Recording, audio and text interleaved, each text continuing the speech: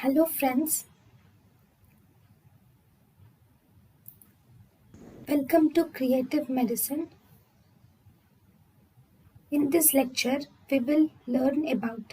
Hello friends, let us now learn one more cartilaginous tumor which is called as chondromyxoid fibroma. So what do you see in chondromyxoid fibroma? So histologically, as the name says, if this is the histological slide, number one, you will see the cartilaginous elements are seen, and in the mid of the cartilaginous elements you will also see fibrous tissue. So there is a loose myxoid cartilaginous tissue with more cellular fibrous tissue is seen.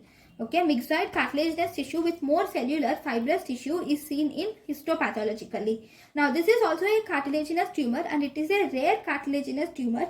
Because it is a cartilaginous tumor, it is also seen in younger age group, that is 10 to 35 years of age. And the most common site is actually the tibia. That too, in the tibia, it is proximal tibia which is most common site. Here there is a well circumscribed lesion. If this is the bone, in the bone you will see presence of well circumscribed lesion with lytic area at the center, and this is surrounded by a rim of sclerosis. This is mainly seen in the metaphysis. See, there is also this is also seen in metaphysis with a area which is surrounded by the rim of sclerosis. Sometimes this chondromyxoid fibroma, especially in the histology, you can see it to be lobulated. Lobulated appearance can be seen. Okay, in the lobules, see, if this is the lobule, this is one lobule, second lobule, third lobule. In the lobules you will see presence of cartilage, and surrounding it you will see presence of the fibrous tissue. And at some places you will also see presence of calcification is seen.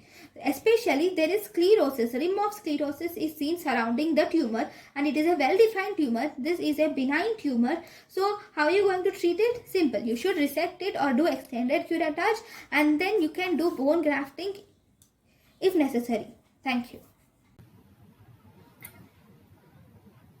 Thank you and thank you for watching.